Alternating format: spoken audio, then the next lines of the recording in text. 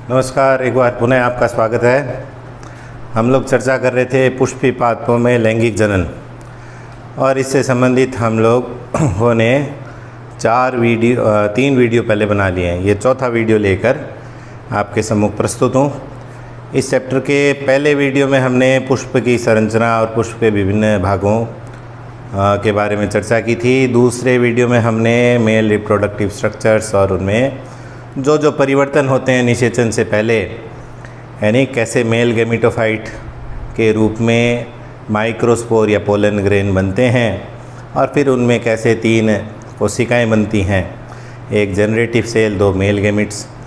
फिर जो last video था अपना, उसमें हमने फीमेल रिप्रोडक्टिव स्ट्रक्चर्स के बारे में चर्चा की थी। हमने पिस्टिल से लेकर पिस्टिल के अंदर ओवेरी, ओवेरी में ओव्यूल की स्ट्रक्चर, ओव्यूल के अंदर कैसे मेगास्पोरोजेनेसिस होता है और किस प्रकार अकेला मेगास्पोर एक 7 कोशिकीय 8 केंद्रक वाली फीमेल गैमेटोफाइट एम्ब्रियो सैक का निर्माण करता है। ठीक है, चर्चा को अब आगे बढ़ाते हुए आज का हमारा टॉपिक बहुत महत्वपूर्ण, पोलिनेशन। पोलिनेशन पर आज हम लोग पूरा चर्चा करेंगे कि पोलिनेशन क्या होता है और ये कितने प्रकार का होता है, इनमें कौन सा पोलिनेशन को ज़्यादा अच्छा माना जाते हैं, कौन एजेंट्स है, ये सब चर्चा करते हैं। तो बढ़ते हैं आगे। सबसे पहले पोलिनेशन की डेफिनेशन पर चलते हैं। डेफिनेशन, पोलिनेशन का मतलब हो गया कि पराग कण जो बने थे एंथर के अंदर माइक्रोस्पोरेंजियम में, जो पोलन ग्रेन बने थे माइक्रोस्पोर्स, उनका उसी जाति के पुष्प के वर्तिकाग्र तक पहुंचने की क्रिया को, the transfer of pollen grains from anther to the stigma of the flower is known as pollination. Transfer, ठीक है, किसका? पोलन ग्रेन का स्टिग्मा तक ट्रांसफ़र। अब वो एक ही प्लांट में हो सकता है, एक प्लांट के एक ही फ्लावर में हो सकता है, एक प्लांट के 2 भिन्न भिन्न फ्लावर में हो सकता है और 2 अलग अलग प्लांट्स के बीच में भी हो सकता है। जब प्लांट्स अलग अलग हो तब शर्त यह है कि दोनों एक ही स्पीसीज़ के हो। तो हम परिभाषा रूप में ये कह सकते हैं कि पराग कणों का उसी जाति के पुष्प के वर्तिकाग्र तक पहुंचने की क्रिया को परागण कहते हैं। जो पोलन ग्रेन है उनके लिए हिंदी में नाम था पराग कण, और इस पोलिनेशन का हिंदी में नाम में ये क हट जाता है तो बच गया परागण। ये परागण है, ठीक है, परागण। आगे बढ़ते हैं। अब ये परागकण जो है, परागण की क्रिया है, पोलिनेशन जो है वो कितने प्रकार की हुई? तो 3 प्रकार में बांटा गया इसको एनसीईआरटी में। मोटे तौर पर वैसे 2 है, 2 को हम लोग 3 में क्लासिफाई करेंगे। अभी जैसे मैंने बताया था कि 3 स्थितियां हैं कि जो पोलन ग्रेन है उसी पुष्प के, उसी फ्लावर के स्टिग्मा तक पहुंच सकते हैं, तो उसके लिए नाम आएगा ऑटोगेमी। उसके लिए नाम आएगा ऑटोगेमी।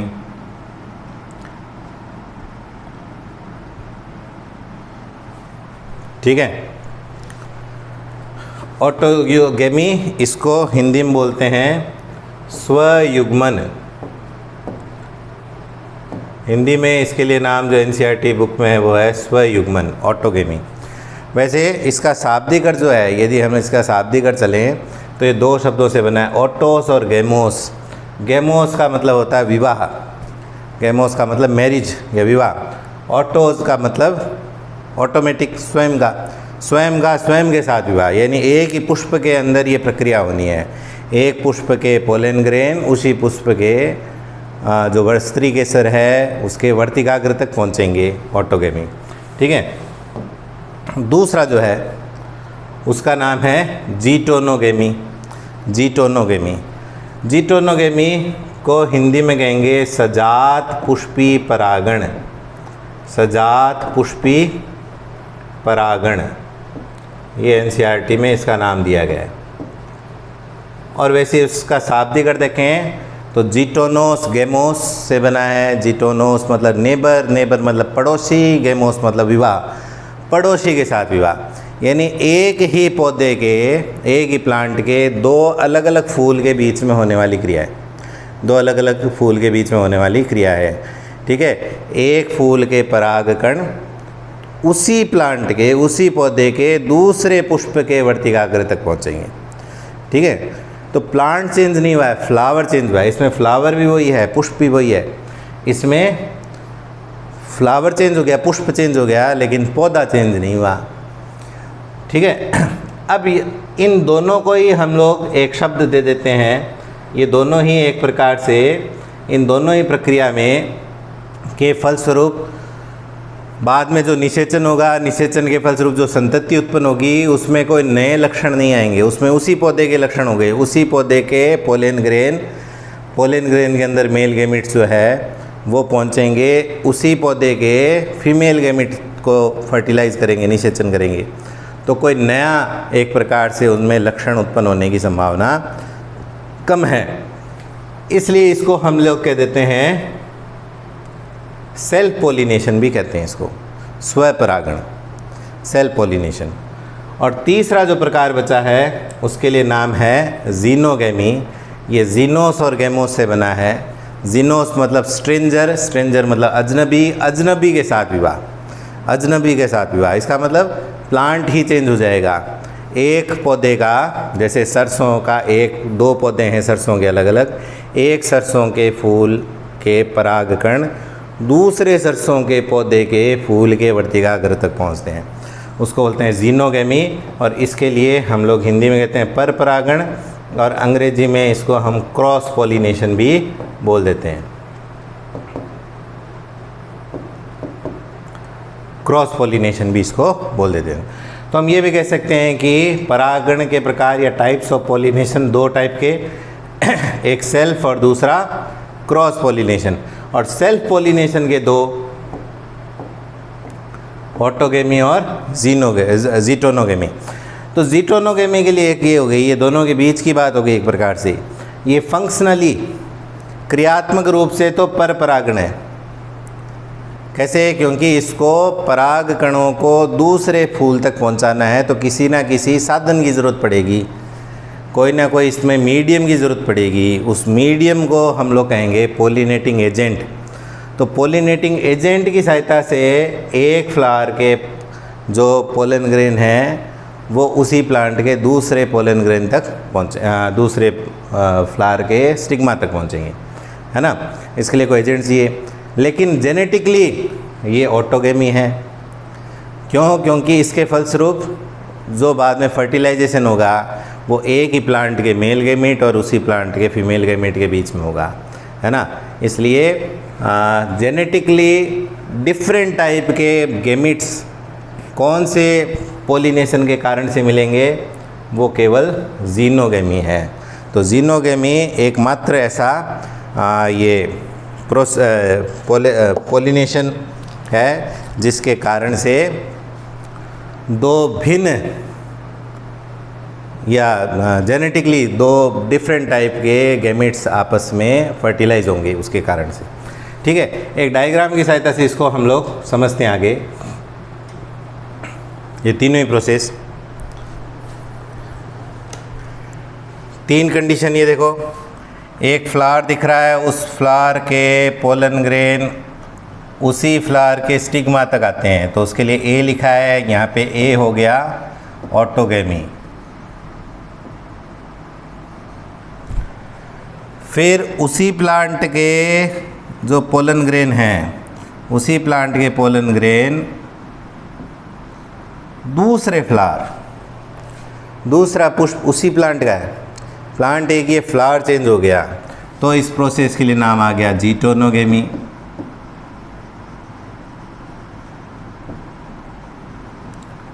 और सी में क्या हो रहा है कि प्लांट ही चेंज हो रहा है, एक प्लांट के पोलन ग्रेन उसी स्पीसीज़ के दूसरे प्लांट, स्पीसीज़ एक ही, देखो इसमें पीले रंग के फूल दिख रहे हैं, इसमें पीले रंग के फूल दिख रहे हैं, है ना, उसी स्पीसीज़ के दूसरे प्लांट के स्टिग्मा तक पहुंच रहे हैं, ये हो गया जीनोगेमी।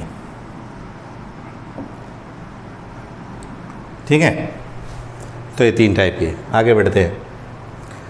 अब किसी जिन फ्लावर्स में सेल्फ पॉलिनेशन होता है, सेल्फ पॉलिनेशन जब हम लोग कहते हैं तो मेन वो ऑटोगेमी है, और जीटोनोगेमी भी हम लोग उसमें सिर्फ एक शर्त उसमें भिन्न हो जाएगी जीटोनोगेमी के लिए कि उसमें वो पॉलिनेटिंग एजेंट चाहिए, है ना कोई मीडियम चाहिए जो उसको वहाँ पे पहुँचाएगा। तो इसके सेल्फ पॉलिनेशन जिन प्लांट्स में होता है, सेल्फ पॉलिनेशन का वापस हम लोग कहें तो मेन जो मेरा इसमें जो कहना वो है ऑटोगेमी। जिन प्लांट्स में ऑटोगेमी होता है उनमें कौन से एडेप्टेशंस होते हैं उनके फ्लावर में, उनके प्लांट में। तो बेसिकली 3 एडेप्टेशंस के बारे में अपनी एनसीईआरटी में इसका उल्लेख है। पहला जो है कि ऐसे फ्लावर निश्चित रूप से क्या होने चाहिए, बाईसेक्सुअल होने चाहिए, बाईसेक्सुअल होने चाहिए। ठीक है, बाईसेक्सुअल और भी बहुत सारे आपको इसके मैंने पर्यायवाची या सिनोनिम्स लिखवाए हैं कि क्या क्या होगा। बाईसेक्सुअल का मतलब हो गया कि एक ही फ्लावर में दोनों टाइप के रिप्रोडक्टिव ऑर्गन हो, यानी स्टामेन और पिस्टल दोनों एक में ही हो। ठीक है, उनको कहेंगे बाईसेक्सुअल। हिंदी में द्विलिंगी, अंग्रेजी में मोनोसियस हो। ठीक है, अंग्रेजी में मोनोसियस और हिंदी में द्विलिंगी। हर्मेफ्रोडाइट भी एक हमने पढ़ा था, एक हमने पढ़ा था समथेलसी। ऐसे कई सारे शब्द हमने देखे, होमोथेलस। तो वो कंडीशन होनी चाहिए, होंगी।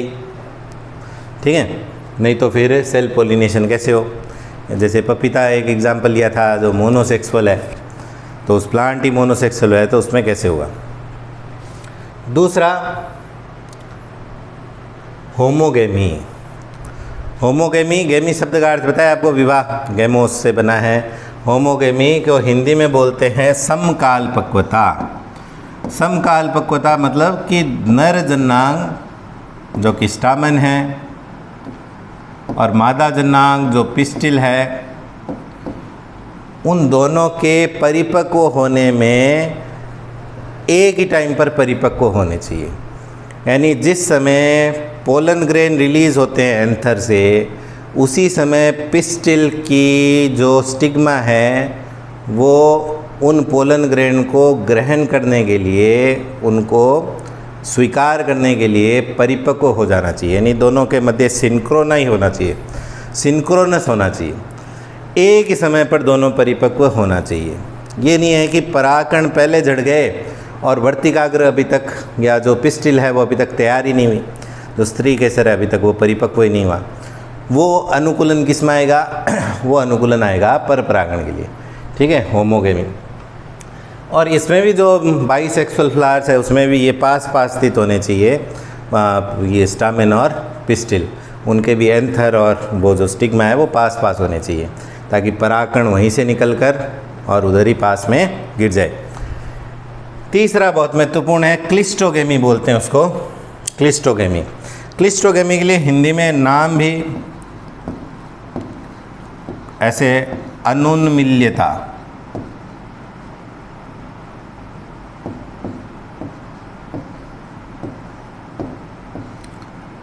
अनुन्मील्यता, क्लिस्टोगेमी। क्लिस्टोज गेमोस, क्लिस्टोज मतलब बंद, क्लोज्ड, गेमोस मतलब विवाह, बंद विवाह, अनुन्मील्यता। 2 प्रकार के फ्लावर होते हैं प्लांट्स में। एक नॉर्मल फ्लावर जो हम लोग देखते हैं जो हमेशा खिले हुए रहते हैं, ठीक है, ओपन रहते हैं, उनके जो स्टामेन और जो पिस्टिल होता है वो अनावृत होता है, ढका हुआ नहीं रहता है। ऐसे फ्लावर्स के लिए बोलते हैं अंग्रेजी में बोलते हैं चेस्मोगेमस फ्लावर, या कैस्मोगेमस फ्लावर भी बोल सकते हैं। चेस्मोगेमस ज़्यादातर कहा जाता है। चेस्मोगेमस फ्लावर्स नॉर्मल फ्लावर जो हमेशा खिले रहते हैं। और कुछ ऐसे पादप होते हैं जिनमें बंद फूल होते हैं, कभी खिलते ही नहीं हैं, तो उनको देखते भी हमें ऐसा नहीं लगता है कि ये फूल है, बंद फूल है। बंद फूल जो होंगे उन फ्लावर्स को बोलते हैं क्लिस्टोगेमस फ्लावर्स। और बंद फूल कभी खिलेंगे नहीं तो बाहर से अदर सोर्स से पोलन ग्रेन अंदर घुसने की पॉसिबिलिटी ज़ीरो है। बाहर से कोई पोलन ग्रेन अंदर एंटर ही नहीं कर पाएगा, घुस ही नहीं पाएगा। तो तो बंद फूल के अंदर ही जो पोलन ग्रेन है एंथर से निकलकर वो भी बाहर नहीं जा सकते, तो स्वाभाविक रूप से उनमें क्या होगा, निश्चित रूप से ऑटोगेमी होगा, क्लिस्टोगेमी, उसमें जीटोनोगेमी भी नहीं हो सकता, है ना। तो इसके 2-3 प्रसिद्ध उदाहरण हैं, एक वायोला है, एक कोमेलाइना है, एक ऑक्जेलिस है। ऑक्जेलिस को हम लोग खट्टी बूटी बोलते हैं, ठीक है, खट्टी बूटी नाम से प्रसिद्ध है ऑक्जेलिस। एक वायोला, एक कोमेलाइना, कोमेलाइना का को हिंदी में कन कौवा बोलते हैं। इन तीनों ही प्लांट्स में दोनों टाइप के फ्लावर लगते हैं, दोनों ही टाइप के, यानी एक ही पौधे पर सामान्य फूल, उन सामान्य फूल में पर परागण हो जाएगा, जीनोगेमी हो जाएगा, और दूसरे बंद फूल, जैसे एक डायग्राम से आपको दिखाते हैं। ये वायोला में, वायोला प्लांट 2 टाइप के फ्लावर्स, चेस्मोगेमस फ्लावर जो कि अबव ग्राउंड है, ऊपर लगते हैं पौधे में, और ज़मीन के पास में, ज़मीन के पास में ये बंद फूल लगते हैं, ये बंद वाले बंद फूल लगते हैं, ठीक है, ये कभी खिलते ही नहीं है। तो ये सामान्य, ये चेस्मोगेमस फ्लावर, और ये वाले हो गए क्लिस्टोगेमस। और ये एक परागण के बाद में जब बीज बन जाते हैं उसमें, है ना, उसको लिखा है seed pod underground formed after autogamy. Autogamy हुआ, ऑटोगेमी के बाद में इनमें जो बीज बने हैं वो दिखाए गए उसको खोलकर। तो ये बंद फूलों को बोलते हैं क्लिस्टोगेमस फ्लावर। तो क्लिस्टोगेमस फ्लावर जिसमें होंगे उनमें निश्चित रूप से कौन सा पॉलिनेशन होगा, केवल और केवल ऑटोगेमी, ठीक है। अब इनका फ़ायदा क्या होता है, मेरिट्स ऑफ सेल्फ पॉलिनेशन, यानी स्वपरागण के कौन कौन से एडवांटेजेस हैं, कौन कौन से इसमें लाभ हैं, लाभ और हानियाँ हम लोग देखते हैं। तो सबसे पहले इसका जो लाभ है वो है पॉलिनेशन इज श्योर, इसका मतलब परागण सुनिश्चित होता है, परागण हो गई, परागणों को उसी पुष्प के वर्तिकाग्र तक पहुंचना है या उसी प्लांट में पहुंचना है, इसलिए परागण होना सुनिश्चित है। दूसरा कि जो इनमें पर परागण होता है उन फूलों को एजेंट्स को अट्रैक्ट करने के लिए रंग बिरंगा होना पड़ता है, उनको आकार में बड़ा होना पड़ता है, उनको आकर्षक बनना पड़ता है, उनको कोई ना कोई लालच देना पड़ता है ताकि जानवर उनके फूल के अंदर आते रहे। विशेषकर इंसेक्ट्स जो मधुमक्खी है, तितलियां हैं, वो लगातार पुष्पों पर विजिट कब करेगी, जब उनको कोई लालच मिलेगा। और कैसे वो आकर्षित होंगे, उसके रंग से आकर्षित हो सकते हैं, उसके गंध से आकर्षित हो सकते हैं, है ना, उसके अंदर मकरंद होता है, नेक्टर, उसके कारण से। अब इनको किसी एजेंट को बुलाना ही नहीं है, एजेंट को बुलाना ही नहीं है, तो flowers are not required to be colourful, attractive और हैविंग नेक्टर इन देम, ठीक है। अब परागकणों को उसी फूल तक पहुंचना है, इसलिए परागकण जो है, पोलन ग्रेन्स, वो कम मात्रा में उत्पन्न करने पड़ते हैं, कम मात्रा में उत्पन्न करने पड़ते हैं। फिर और फ़ायदा, non dependency of on pollinating agents, परागणकारी एजेंट्स पर निर्भरता नहीं रहनी पड़ती है कि कोई मधुमक्खी आएगी, उसके परागकणों को अपने शरीर से चिपकाकर अन्यत्र ले जाएगी, ऐसा आवश्यकता उनको नहीं है, ठीक है। तो ये हमने देखा है। एक और इसमें इसका जो मेरिट्स है वो है इट एनकरेजेस होमोजाइगोसिटी। होमोजाइगोसिटी जो आप हम लोग वो पढ़ेंगे आगे, मेंडल के नियम वगैरह, आनुवंशिकता वगैरह, तो उसमें 2 प्रकार की एक स्थितियाँ होती है। एक जीन के 2 वैकल्पिक स्वरूप होते हैं कि जीन हमेशा जोड़ों में होते हैं, क्योंकि हमारे शरीर में गुणसूत्रों की संख्या 2n होती है, क्रोमोसोम्स 2n होते हैं, है ना, 2 सेट होते हैं, इसलिए जीन्स के भी 2 सेट होते हैं। तो जीन्स के दोनों वैकल्पिक स्वरूप, दोनों जो उनके एलील्स है वो एक जैसे हों तो हम लोग बोलते हैं उनको होमोजाइगस, या हिंदी में इसको कहें तो इसके लिए नाम है समयुग्मजता, समयुग्मजी हो जाएंगे एक जैसे। और यदि भिन्न भिन्न हो तो उसको विषम युग्मजता कहते हैं। 10वीं में आपने थोड़ा बहुत मेंडल के बारे में पढ़ा है, तो कैपिटल टी समयुग्मजता, कैपिटल टी स्मॉल टी विषमयुग्मजता हेटेरोजाइगोसिटी, है ना। तो ये सम युग्मजता को प्रेरित करता है। इसके कारण से हम लोग शुद्ध वंशक्रम प्राप्त कर सकते हैं, ठीक है। प्योर या ट्रू ब्रीड लाइन हम लोग डेवलप कर सकते हैं, ठीक है। आगे बढ़ते हैं। अब जो स्वपरागण है, इनकी जो नकारात्मक पक्ष है, डीमेरिट्स है, उन पर चर्चा करते हैं कि स्वपरागण या सेल्फ पॉलिनेशन में क्या क्या कमियां हैं। पहली कमी कि इसके कारण से जो बाद में जो संतति उत्पन्न होगी, उनमें एक ही पादप के मेल गैमेट उसी प्लांट के फीमेल गैमेट को फर्टिलाइज करेगा, है ना।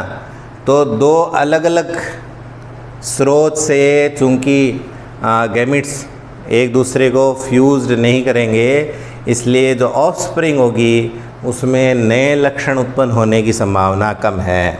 New useful characters are seldom introduced in offspring, ठीक है। फिर आगे बढ़ते हैं। अगला, अब चूंकि नए लक्षण नहीं आए, इसलिए जैव विकास में सहायक नहीं है, जैव विकास में ये सहायक नहीं है घटना, ठीक है। ये बहुत महत्वपूर्ण पॉइंट है ये शब्द। Inbreeding depression, inbreeding depression Hindi में अलग अलग नाम इसके प्रचलित है। एक नाम है अंतः प्रजनन ह्रास, ये इसका शाब्दिक अर्थ हम लोग ले सकते हैं, ह्रास। अवनमन भी कह सकते हैं, अंतः प्रजनन अवनमन। ये जो शब्द है इनब्रीडिंग डिप्रेशन, ये हम लोग जो एक चैप्टर अपना थर्ड यूनिट में आएगा इसमें, जिसमें वो है कि मानव जनसंख्या बढ़ती जा रही है, तो उनके लिए बढ़ते जनसंख्या को पार करने के कि भोजन की आवश्यकता पूर्ति करने के लिए विभिन्न तरीके बताए गए। तो वहाँ पे हम लोग पशुओं में, जानवरों में जो प्रजनन है उसका पढ़ेंगे, वहाँ पे भी इस शब्द का उपयोग किया जाएगा कि लगातार स्वपरागण हो, लगातार स्वपरागण हो तो उसके फलस्वरूप एक समस्या उत्पन्न हो जाती है भावी पीढ़ियों में। यानी कोई प्लांट है, उसमें हमने सेल्फ पॉलिनेशन करवाया, अपने आप हुआ, उसकी फिर संतति है, उसमें भी सेल्फ पॉलिनेशन, उसकी संतति उसमें भी सेल्फ पॉलिनेशन, तो पीढ़ी दर पीढ़ी सेल्फ पॉलिनेशन होता रहेगा। तो जो भावी, जो बाद में जो पौधे उत्पन्न होंगे, उनमें उत्तम लक्षण घटते जाएंगे, उन्नत लक्षण घटते जाएंगे। जानवरों में बात करें कि यदि जिनके पूर्वज कॉमन हैं, उन जानवरों में जनन के फलस्वरूप जो संतति हुई, उस संतति का भी प्रजनन निकट संबंधी से ही हो गया, तो निकट संबंधियों में पीढ़ी दर पीढ़ी जनन होता रहे, तो फिर जो संतति, भविष्य की जो संततियाँ हैं, धीरे धीरे उनकी उत्पादकता, रोगों से प्रति लड़ने की क्षमता, बदलते हुए एनवायरमेंटल कंडीशंस में खुद को ढालने की, अनुकूलन की क्षमता, है ना, ये सब कम होती जाती है। रोगों के प्रति वो ज़्यादा पूर्ण, मतलब एक तरीके हम लोग कह सकते हैं सुग्राही हो जाते हैं, है ना, आसानी से रोगग्रस्त हो सकते हैं, उनकी उत्पादकता घट जाती है। इन सभी जो समस्याओं के लिए शब्द क्या आता है, इनब्रीडिंग डिप्रेशन। तभी अपने जो विवाह होता है मनुष्य में, तो हम लोग गोत्र टालते हैं। गोत्र टालने का भी ये कारण है कि निकट संबंधियों में विवाह नहीं हो, ठीक है। निकट संबंधियों में विवाह नहीं हो तो तभी गोत्र टाल कर देखा जाता है कि माता पिता की गोत्र वाले सगे जो जब शादी विवाह की चर्चा होती है तो गोत्र हम लोग पूछते हैं। और स्वगोत्र विवाह जो है, एक ही गोत्र विवाह, वो हमारे सभी जो सामाजिक ताना बाना है उसके अनुसार ये गलत माना जाता है। तो वैज्ञानिक दृष्टिकोण है इसके पीछे कि स्वगोत्र मतलब निकट संबंधी हो गया, निकट संबंधी हो गया तो उनके फलस्वरूप जो संतति उत्पन्न होगी उनमें इनब्रीडिंग डिप्रेशन की समस्या होगी। आगे जितने ही पॉइंट है वो उनका कारण यही है, वो इसी का परिणाम है। अंतः प्रजनन ह्रास के कारण से क्या हुआ विगर मतलब उन्नत लक्षण, vitality, productivity of plants decreases, ये घटते जाते हैं, है ना। वातावरण में adaptability to changed environment are reduced, परिवर्तनशील वातावरण के प्रति अपने आप को अनुकूलित करने की क्षमता घटती जाती है। रोगों के प्रति इनमें सुग्राहिता बढ़ती जाती है। ये सब समस्या सेल्फ पॉलिनेशन के कारण से होती है। अब हम लोग चलते हैं क्रॉस पॉलिनेशन। जिस प्रकार हमने सेल्फ पॉलिनेशन के अनुकूलन देखे थे, 3 अनुकूलनों पर हमने चर्चा की थी कि जो फ्लावर है वो बाइसेक्सुअल होगा, फ्लावर के दोनों जो रिप्रोडक्टिव ऑर्गन हैं उनमें एक प्रकार की सिंक्रोनाई होगी उनमें, यानी दोनों एक समय पर परिपक्व होंगे। और एक हमने पढ़ा था क्लिस्टोगेमी, 3 पढ़े थे। वैसे ही एनसीईआरटी बुक में पॉलिनेशन जब ख़त्म होता है वहाँ पे ये टॉपिक दिया गया है, इन एडेप्टेशंस को उसने नाम दिया आउट ब्रीडिंग डिवाइसेस। जैसे अभी हमने सेल्फ पॉलिनेशन के डीमेरिट्स में इन ब्रीडिंग शब्द पढ़ा था, तो वो इन ब्रीडिंग एक टाइप से किसको निरूपित कर रहा था, स्वपरागण को। और ऐसे ही क्रॉस पॉलिनेशन के लिए कौन सा एक जो ये रिप्रेजेंट कर रहा है, आउट ब्रीडिंग का मतलब ही यहाँ पे एक प्रकार से क्रॉस पॉलिनेशन से। तो ज़्यादातर हम जानते हैं कि ज़्यादातर प्लांट्स होते हैं वो बाइसेक्सुअल होते हैं, बाइसेक्सुअल फ्लावर्स होते हैं। उनमें जो पुष्प होते हैं उनमें स्टामेन और पिस्टिल दोनों होते हैं, एंड्रोसियम गाइनोसियम दोनों पाए जाते हैं। तो ज़्यादातर पौधे ऐसे हैं जो बाइसेक्सुअल है, लेकिन बढ़िया परागण किसको मानते हैं, अच्छा पॉलिनेशन कौन सा है, क्रॉस पॉलिनेशन, क्योंकि इसके कारण से जो संतति उत्पन्न होगी उसमें 2 अलग अलग प्लांट के कैरेक्टर्स आएंगे, है ना। इसके कारण से बढ़िया तो है क्रॉस पॉलिनेशन है, लेकिन प्लांट ज़्यादातर क्या हो गए, बाइसेक्सुअल। तो ऐसे एडेप्टेशंस या ऐसी युक्तियाँ, ऐसी डिवाइसेस जो बाइसेक्सुअल फ्लावर्स में सेल्फ पॉलिनेशन को प्रमोट नहीं करके किसको प्रमोट करे, क्रॉस पॉलिनेशन को प्रमोट करे। यानी ऐसी युक्तियाँ जो स्वपरागित, जो उभयलिंगी पुष्प है, बाइसेक्सुअल पुष्प फ्लावर्स है, उनमें किसको रोके, स्वपरागण को रोके, और किसको बढ़ाए, पर परागण को प्रोत्साहित करे, वो है। उसी के लिए नाम दे दिया आउट ब्रीडिंग डिवाइसेस, या हम साधारण अर्थों में कहें तो पर परागित या क्रॉस पॉलिनेशन जिन प्लांट्स में होता है उनके फ्लावर्स में किस प्रकार के एडेप्टेशंस होता है। तो तुलना करें, वहाँ पे हमने पढ़ा था बाइसेक्सुअलिटी, तो यहाँ पे पहला पॉइंट क्या हो जाएगा, यूनिसेक्सुअलिटी, एक लिंगिता। तो जिनमें पर परागण हो करवाना है उनमें सबसे बढ़िया चीज़ क्या है कि उनमें फ्लावर में एक ही रिप्रोडक्टिव ऑर्गन छोड़ दो, या तो उसको फीमेल रिप्रोडक्टिव ऑर्गन रखें, फीमेल फ्लावर बना दें, या फिर सिर्फ मेल फ्लावर। तो हमने कुछ एग्जाम्पल देखे थे कि पपीते के पेड़ होते ही 2 है, प्लांट खुद ही अलग अलग है, मेल प्लांट अलग है, फीमेल प्लांट अलग है, तो उनमें अपने आप क्या होगा, जीनोगेमी या क्रॉस पॉलिनेशन होगा। लेकिन एक मक्का हमने देखा था, मक्के का कुकुरबिटेसी कुल के जो फैमिली है कुकुरबिटेसी, ककड़ी कुल जिसको बोलते हैं, जिसमें ककड़ी वगैरह सब आते हैं, उनमें एक उनकी बेलों में 2 टाइप के फूल लगते हैं, है ना, तरबूज में, मतीरे में, इनमें तो 2 टाइप के फ्लावर्स लगते हैं। कुछ फूल ऐसे होते हैं जो केवल मेल फ्लावर होते हैं, उनमें क्या नहीं होगा, पिस्टिल वाला पोर्शन नहीं होगा, गाइनोसियम नहीं होगा। कुछ ऐसे फ्लावर्स होते हैं जिनमें सिर्फ फीमेल रिप्रोडक्टिव ऑर्गन होता है, उनमें पुंकेसरों का भाव होता है। तो एक ही प्लांट तो हो गया बाइसेक्सुअल, लेकिन फ्लावर क्या हो गया, यूनिसेक्सुअल। ऐसे प्लांट में ऑटोगेमी तो नहीं होगा, लेकिन जीटोनोगेमी हो सकता है ना।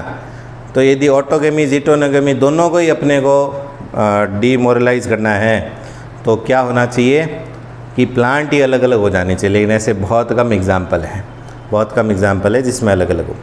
ठीक है, उस मक्के का हम लोग दिखाते हैं प्लांट। ये मक्के का पौधा है ना, इसमें ये मेल फ्लावर है, ये फीमेल फ्लावर है। जो भुट्टा बाद में बन गया वो फीमेल फ्लावर में बना है। मेल फ्लावर और भुट्टे में भी जो बाल जैसे निकले हुए रहते हैं, वो बाल जैसी संरचना निकलती है, वो उसकी वर्तिका है, स्टाइल है। और उस स्टाइल की टिप जो है वो वर्तिकाग्र या स्टिग्मा है। ये स्टाइल्स उनको सिल्क्स बोलते हैं। ठीक है, हो गया। तो ये मक्के का आपको दिखाया। तो ये फ्लावर तो हो गए यूनिसेक्सुअल, नर पुष्प अलग, मादा पुष्प अलग लग रहे हैं। ठीक है, तो इनमें ऑटोगेमी की तो संभावना नहीं है, लेकिन जीटोनोगेमी हो सकता है कि यहाँ के पोलन ग्रेन यहाँ तक आ सकते हैं। ठीक है, आगे बढ़ते हैं। अगला है डाइकोगेमी। वहाँ पे हमने लिया था होमोगेमी, इधर होगा डाइकोगेमी।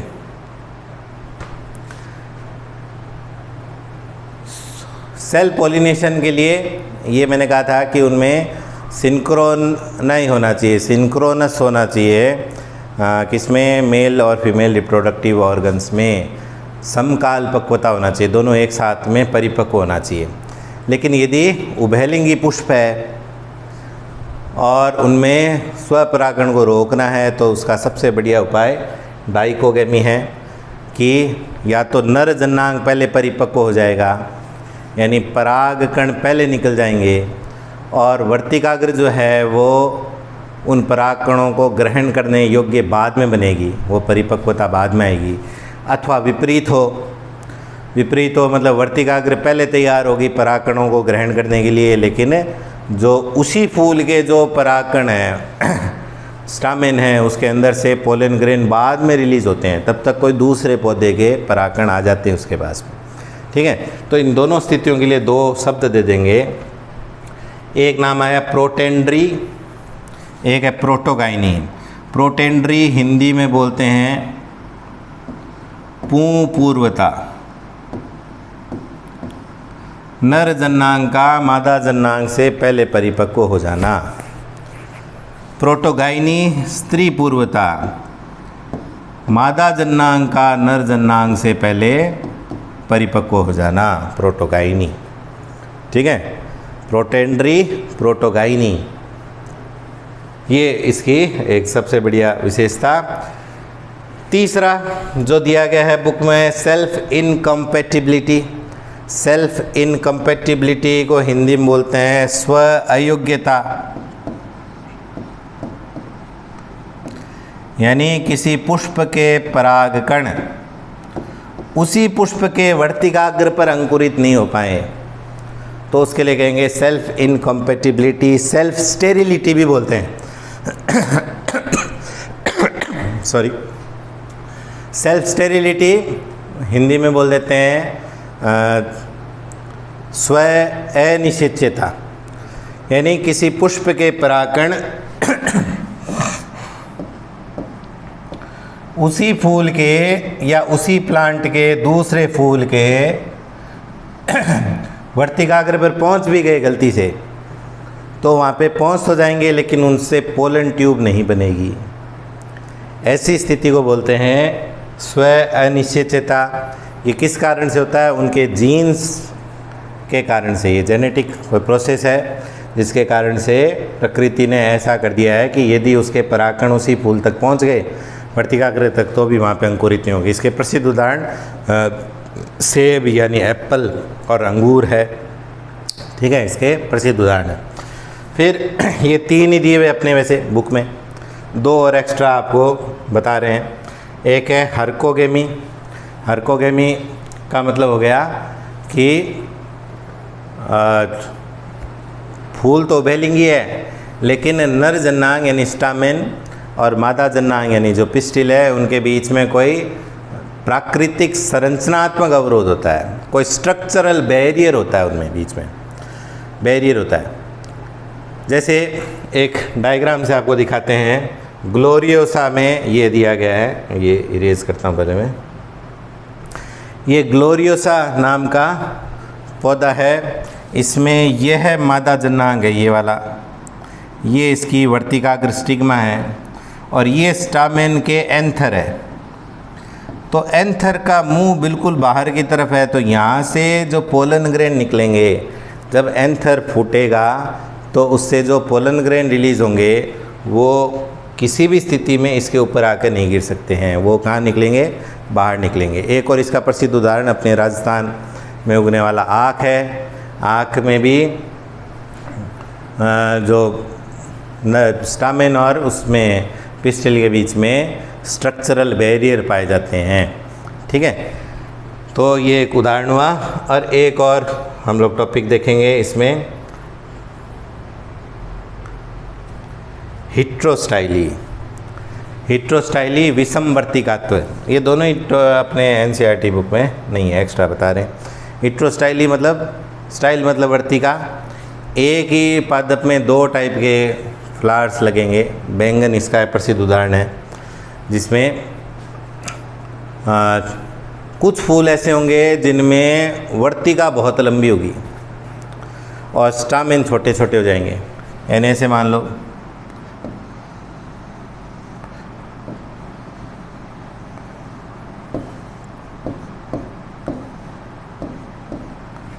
और कुछ फ्लावर ऐसे होंगे जिनमें वर्तिका छोटी हो जाएगी।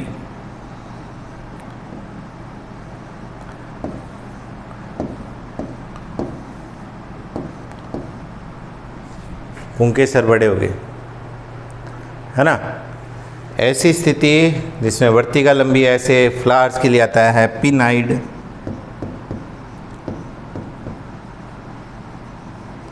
और ऐसे फ्लावर्स को बोलते हैं थ्रमाइड।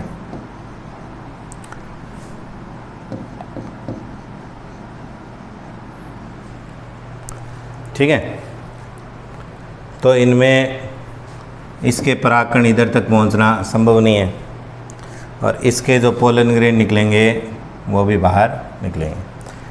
तो आगे बढ़ते हैं। इन सभी को जो अभी जो हमने पढ़ा था कि परागकणों, इसमें आउटब्रीडिंग डिवाइसेस जो हमने पढ़ी थी वो सब एक साथ में, फैक्टर्स फेवरिंग क्रॉस पॉलिनेशन। ठीक है, इधर से चलते हैं। डाइकोगेमी, डाइकोगेमी मतलब दो दिए हैं इसमें, प्रोटोगाइनी, प्रोटेंड्री। प्रोटोगाइनी में ये लिखा है कि स्टिग्मा रिसेप्टिव बन गई, यानी जो मादा जनांग है वो परिपक्व हो गया, लेकिन एंथर्स नॉट शेडिंग पोलन, जो एंथर परागकोश से परागकण नहीं निकल रहे हैं। इसके विपरीत जो पुंपूर्वता या प्रोटेंड्री है उसमें ये परागकण तो निकल गए लेकिन अभी ये तैयार नहीं हुई है, वर्तिकाग्र तैयार नहीं हुई है, डाइकोगेमी। हिट्रोस्टाइली जो अभी हमने देखा था लास्ट वाला, हिट्रोस्टाइली कि एक में तो ये वर्तिका बहुत लंबी हो गई, वर्तिका बहुत लंबी हो गई और ये पुंकेसर छोटे रह गए, और दूसरे में वर्तिका छोटी हो गई, पुंकेसर लंबे हो गए, तो दो टाइप के फ्लावर, है ना। फिर ये सेल्फ स्टेरिलिटी जो अंगूर और उसमें बताया था मैंने, सेब में, एप्पल में, कि खुद के परागकण खुद के वर्तिकाग्र पर अंकुरित नहीं हो पाते हैं। दूसरे दो अलग अलग सेब के प्लांट है तो दूसरे प्लांट, ए प्लांट के, ए एप्पल के जो पोलन ग्रेन है वो बी एप्पल के स्टिग्मा पर तो पोलन ट्यूब बना लेंगे, लेकिन खुद के खुद पर अंकुरित नहीं हो पाएंगे। ये हर्कोगेमी, प्राकृतिक संरचनात्मक अवरोध के कारण से ये देखो परागकण बाहर निकलेंगे, इसके अंदर नहीं जड़ पाएंगे। ठीक है, आगे बढ़ते हैं।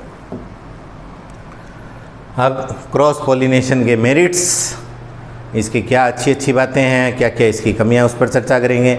जो सेल्फ पॉलिनेशन की डीमेरिट्स थे, जो उसकी हानियां थी, जो उसके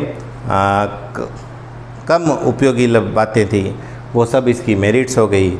जो उसकी डीमेरिट्स थी वो इसकी मेरिट्स हैं, और जो इसकी डीमेरिट्स है वो उसकी मेरिट्स है। तो क्या क्या देखते हैं। सबसे पहले कि नए उपयोगी लक्षण आएंगे संतति में। क्यों?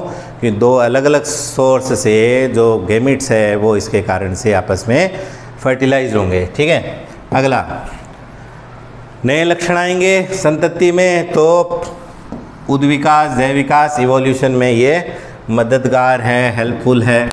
अगला problem of inbreeding depression doesn't occur, अंतः प्रजनन ह्रास की समस्या उत्पन्न नहीं होगी, बार बार सेल पोलिनेशन के कारण से था। फिर बाकी सब के सब इस पर ही है। उसमें क्या था कि प्रोडक्टिविटी, वाइटलिटी, विगर सब घटते जाते हैं, इसमें सब बढ़ते जाएंगे। Vigour, Vitality, productivity of plant increases, उसमें हमने लिखा था डिक्रीजेज, ये इंक्रीजेज हो गया।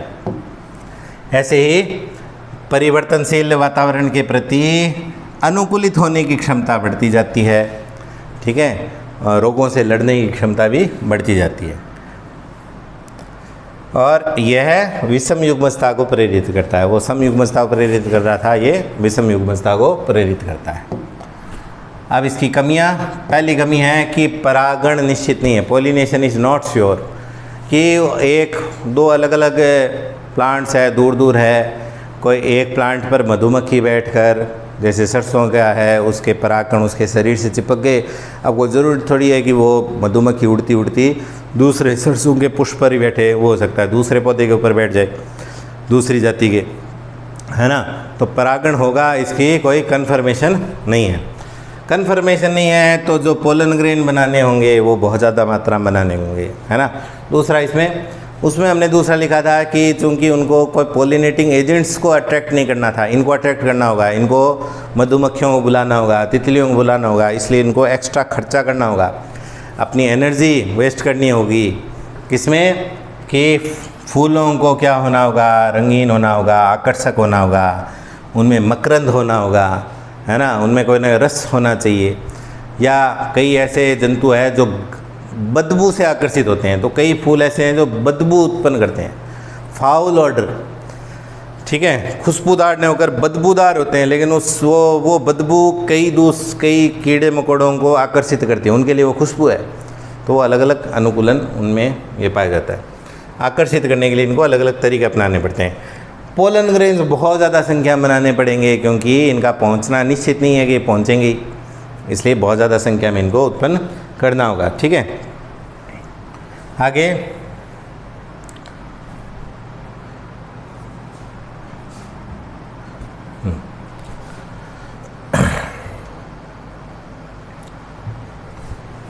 डिपेंडेंसी ऑन पॉलिनेटिंग एजेंट्स, परागणकारी एजेंट्स पर निर्भर रहना होगा इनको, जो पॉलिनेशन करवाएंगे, है ना। तो ये एजेंट्स कौन से होते हैं, दो भागों में इनको क्लासिफाई करते हैं, बायोटिक एजेंट्स और एबायोटिक एजेंट्स।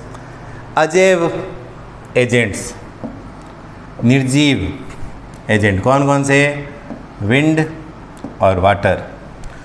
दो अजैव कारक हैं जो निर्जीव कारक हैं, जो परागण करवाते हैं। एक है विंड या वायु और दूसरा है वाटर। अब इनके लिए सब जाता है वायु द्वारा जो परागण होता है, विंड की सहायता से जो पोलिनेशन होता है, उसके लिए नाम आता है एनीमोफिली। एनीमोफिली, हिंदी में तो वायु परागण बोल देते हैं, लेकिन अंग्रेजी में एनीमोफिली। ऐसे ही जल द्वारा परागण को बोलेंगे हाइड्रोफिली, ठीक है। अलग अलग जानवरों के लिए अलग अलग आता है। एंटोमोफिली, कीट द्वारा परागण, ठीक है। मेलेकोफिली, स्नेल्स द्वारा, घोंगे द्वारा परागण, सबके लिए अलग अलग। किरोप्टेरोफिली, चमगादड़ द्वारा परागण, बैट्स द्वारा, ठीक है। ऑर्निथोफिली, पक्षी द्वारा परागण, ऐसे कई सारे आएंगे। फिर ऐसे ही जैविक कारक, बायोटिक एजेंट्स में कीट है सबसे ज़्यादा, कीट में भी सबसे ज़्यादा मधुमक्खी। सबसे ज़्यादा परागण मधुमक्खियों द्वारा किया जाता है, मधुमक्खियों द्वारा सबसे ज़्यादा परागण होता है, ठीक है। उसका तितलियाँ वगैरह वो भी है, भ्रमर है, और भी बहुत सारे कीट है। इन कीटों में भी सबसे ज़्यादा कौन करता है, मधुमक्खियाँ करती है।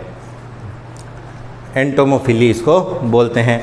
पक्षियों द्वारा, पक्षियों में दो एग्जाम्पल दिया गया आपके बुक में, जो पक्षी जो परागण प्रेरित करते हैं। सबसे छोटा पक्षी हमिंग बर्ड,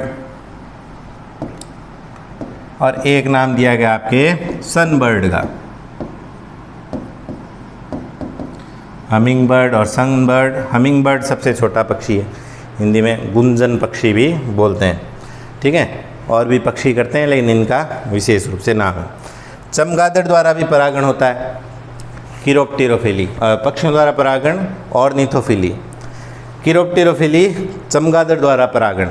चमगादड़ किसका परागण करेंगे, ऐसे फूल जो रात्रि में खिलते हैं, ऐसे फूल जिनकी संरचना बेल शेप्ड हो, ठीक है, बड़े आकार के बेल शेप्ड हो, ताकि उसके अंदर इनका मुंह घुस सके। मुंह जब घुसता है तो इनके मुंह पर चिपक जाते हैं पराग कण, पोलन ग्रेन्स। मुंह अंदर क्यों डालते हैं? क्योंकि उनमें मकरंद युक्त होंगे वो, उस मकरंद के लालच में ये अपना मुंह अंदर डालेंगे। और चमगादड़ थोड़ा बड़ा साइज़ का हो गया, मधुमक्खियों की तुलना में तो काफ़ी बड़ा हो गया, उसकी तुलना में कई गुना बड़ा हो गया, तो फूल बड़े होंगे, उसके अंदर मुंह अंदर से जा सकता है, मुंह पूरा इनका भर जाएगा, चिपक जाएगा, किससे? पराग कणों से। और जब यही दूसरे उसी जाति के दूसरे फूल के मकरंद को चुराने के लिए दूसरे फूल के अंदर अपने मुंह डालेंगे, तो वहाँ पे उनका संपर्क स्टिग्मा से होगा, तो वहाँ पे वो पोलिनेशन कर देंगे। तो इसका इस चमगादड़ द्वारा धतूरे में होता है ऐसा परागण। धतूरे का फूल देखो, शाम को खिलते हैं, रात को खिले हुए रहते हैं, सफ़ेद रंग के होते हैं।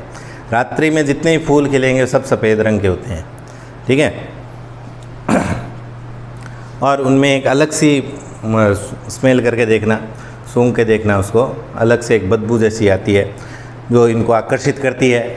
फिर उस फूल जब खिला हुआ रहे शाम को, तो धतूरा तो अपने आसपास खूब उगा हुआ रहता है, हाथ अंदर डाल के देखना, आपके पाउडर जैसा चिपकेगा अंगुली में। छिपकलियाँ भी करती हैं परागण, छिपकलियों में गार्डन लिजार्ड है, ठीक है, वो सब करती हैं। इसके अलावा कुछ बड़े साइज़ के प्राणी भी है। लीमर एक बंदर है, वो भी बंदरों में एक प्रकार है लीमर, वो भी करता है। पेड़ों पर रहने वाले बहुत सारे रोडेंट्स हैं, वो भी उसमें परागण के क्रिया करते हैं। यहाँ तक कि सांप, अजगर, इनके द्वारा भी परागण के उदाहरण मिलते हैं, लेकिन ज़्यादातर कीटों द्वारा होता है। तो बारी बारी से इन पर हम लोग चर्चा करते हैं। सबसे पहले वायु परागण, एनिमोफिली बोलते हैं इसको। तो वायु परागण जो पुष्पों में होगा, उनमें क्या क्या विशेषता होगी कि इनके पोलन ग्रेन्स जो होंगे वो हल्के होंगे और चिपचिपे नहीं होंगे। हल्के होंगे तो हवा में आसानी से उड़ जाएंगे, है ना, तो ये अनुकूलन याद रखना है। नॉन स्टिकी होंगे, चिपचिपे नहीं होंगे, तो कहीं चिपकेंगे नहीं।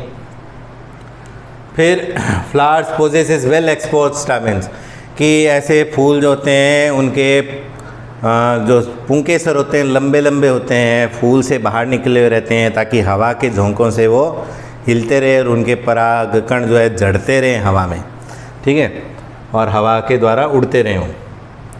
लार्ज फेदरी स्टिग्मा, जो इनकी वर्तिकाग्र होगी वो बड़े साइज़ की होगी और वो प्राय पंख युक्त जैसे होती है, पिच युक्त बाल जैसे उनमें होते हैं, ताकि हवा में उड़ते हुए परागकण उसमें अटक जाए। Flowers often have single ovule in ovary, अंडाशय में प्राय एक ही बीजांड होता है, एक बीजांड ही होता है। इसका मतलब फूल छोटे छोटे होते हैं, कम जगह के रहेंगे। बहुत सारे फूल मिलकर सघन पुष्पक्रम की रचना करते हैं, ठीक है, कॉम्पैक्ट इनफ्लोरेसेंस, सघन पुष्पक्रम की रचना करते हैं। जैसे मक्के में हमने अभी देखा था मक्के का चित्र, तो वो मादा पुष्प भुट्टा जो उसका होगा बनेगा, उसमें पास पास में, ऐसे हम लोग बाजरे में सिट्टा देखते हैं उसका, है ना, तो वैसा उदाहरण एक देखते हैं, आपको डायग्राम की सहायता से भी देखते हैं। चावल, गेहूँ जो है, मक्का जो है, इनमें ऐसा होता है, बाजरे में भी ऐसा होता है। ये एक चित्र, तो ये बहुत सारे ये जो बाल जैसे निकले हुए रहते हैं, ये सब सघन पुष्पक्रम में छोटे छोटे बहुत सारे पुष्प पास पास लगे रहते हैं, और इनके ये बाल जैसे बाहर निकले हुए रहते हैं, ये सब इसके स्टामेन्स है। तो ये जब हिलते रहते हैं तो इनके परागकण झड़ते रहेंगे, ठीक है। आगे बढ़ते हैं। जल परागण। जल परागण बहुत कम पादपों में होता है। एंजियोस्पर्म के ऐसा माना जाता है कि केवल 30 एक ऐसे वंश हैं, जीनस है, जिनमें परागण जल की सहायता से होते हैं। जलीय पौधे में ही होगा, जलीय पौधों में होना है, लेकिन जलीय पौधों में भी बहुत कम ऐसे फैमिलीज़ हैं, बहुत कम ऐसे जीनस हैं जिनमें जल की सहायता से परागण होता है, और इनमें भी ज़्यादातर एक बीजपत्री हैं, ठीक है। जल की सतह पर उगने वाले पौधे जो हैं, जैसे कमल है, वाटर लिली है, वाटर आइसिन जिसे हमने बंगाल का आतंक भी बोला था, जलकुंभी, ये सब पानी की सतह पर उगते हैं, लेकिन इनमें परागण पानी की सहायता से नहीं होता है। इनमें परागण होता है कीटों के द्वारा या हवा के द्वारा हो जाता है इनमें परागण। ठीक है, तो फिर परागण किन में होगा? ये 30 जो वंश है वो कैसे होंगे? पानी के अंदर डूबे हुए पौधे होंगे। पानी के ऊपर होंगे तो उनमें कीट वगैरह उनकी सहायता से हो जाएगा। ठीक है, तो पानी में डूबे हुए पौधों में कुछ स्वच्छ जलीय जैसे वेलिसिनेरिया है, हाइड्रिला है। समुद्र के अंदर भी समुद्र की घासें हैं, ज़ोस्टेरा एक उदाहरण है, तो समुद्र में उगता है पानी के अंदर और उसमें जल की सहायता से परागण होता है। एक प्रसिद्ध उदाहरण वेलिसिनेरिया का दिखा रहे हैं आपको।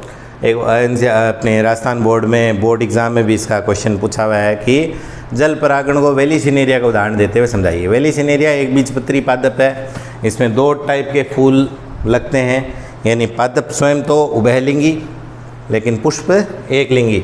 तो ये फीमेल फ्लावर दिख रहा है, फीमेल फ्लावर की जो पुष्प वृंत है वो स्प्रिंग जैसा है, ऐसे देखो स्प्रिंग जैसा है। और ये फीमेल फ्लावर पानी के ऊपर, इसका मुंह पानी के ऊपर निकला हुआ रहता है पुष्प का, बाकी पूरा पौधा डूबा हुआ है पानी में, लेकिन फूल का ऊपरी हिस्सा जैसे ये है, तो फूल का ऊपरी हिस्सा और इसकी ये स्प्रिंग नुमा होता है, ऐसे पानी के ऊपर निकला हुआ रहता है ये फूल, यहाँ पे दिख रहा है स्प्रिंग। नर पुष्प के पुष्प वृंत छोटे होते हैं और नर पुष्प पानी के अंदर टूट जाता है, टूटकर पानी की सतह पर तैरने लग जाता है। ये पानी की सतह पर तैरने लग जाते हैं नर पुष्प, पानी की सतह पर तैरने लग जाते हैं, ये दिख रहे।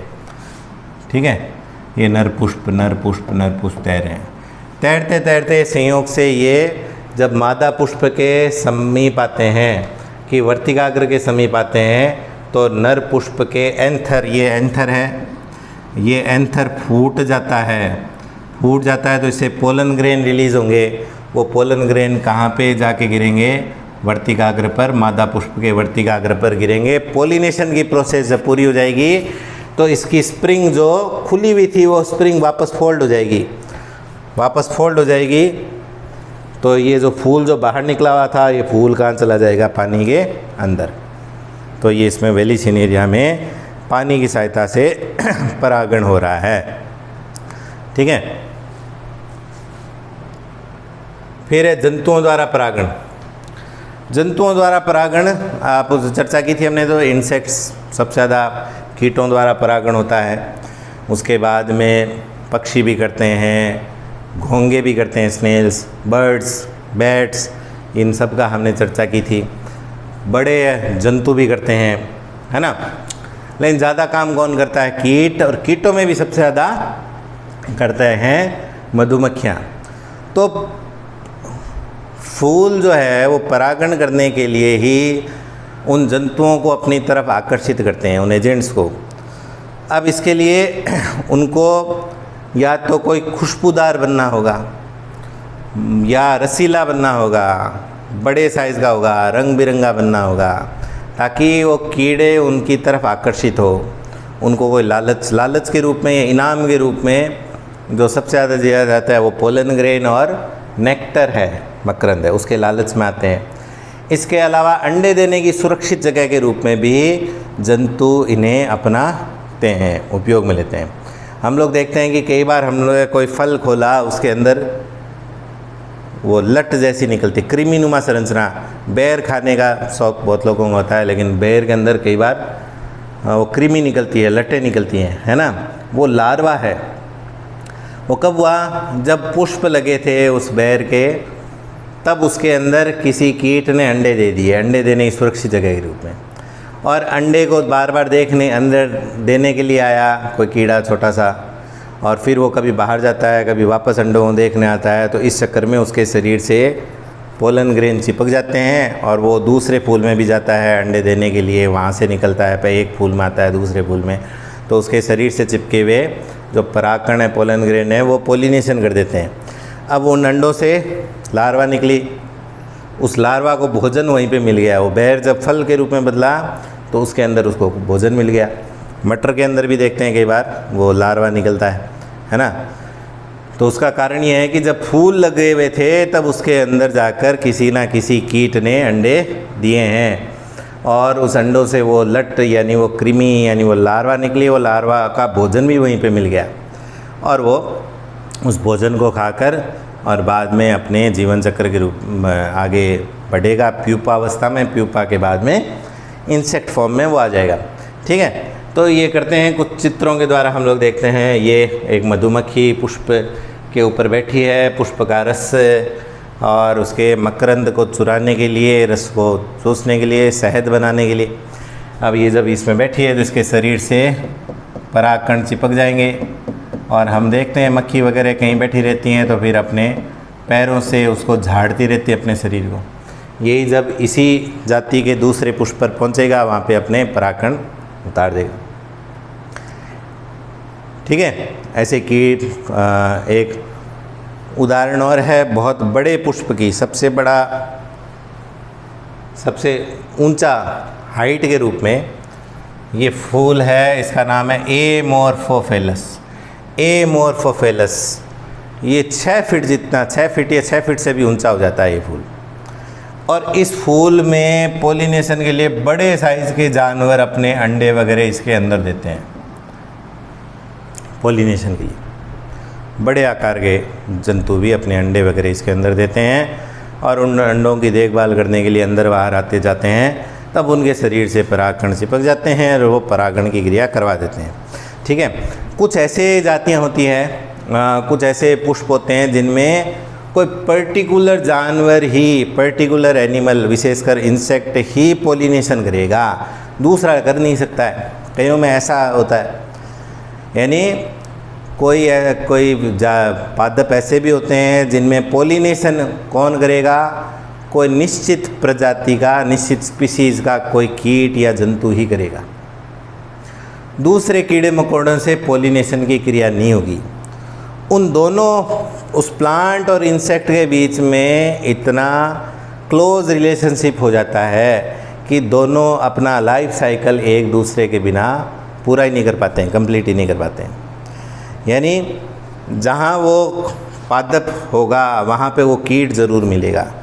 यदि हम किसी प्रकार से उन कीट को नष्ट कर दें या उन प्लांट्स को नष्ट कर दें तो दूसरा अपने आप स्वतः है मर जाएगा, क्योंकि उसका जीवन चक्र अवरुद्ध हो गया। इसका एक प्रसिद्ध उदाहरण इस चैप्टर में है यक्का और प्रोनुबा। यक्का तो ये प्लांट है और ये जो कीट दिख रहा है ये प्रोनुबा है। प्रोनुबा, यक्का में पोलिनेशन इस प्रोनुबा से ही होता है। प्रोनुबा अपने अंडे देता है यक्का के अंदर। यदि यक्का नहीं होगा तो प्रोनुबा अंडे अन्यत्र कहीं देगा तो वो दूसरे जानवर उसको खा जाएंगे और उसका, और मान लो नहीं खाए तो उनसे जो लार्वा निकलेगी उसको भोजन नहीं मिलेगा, है ना।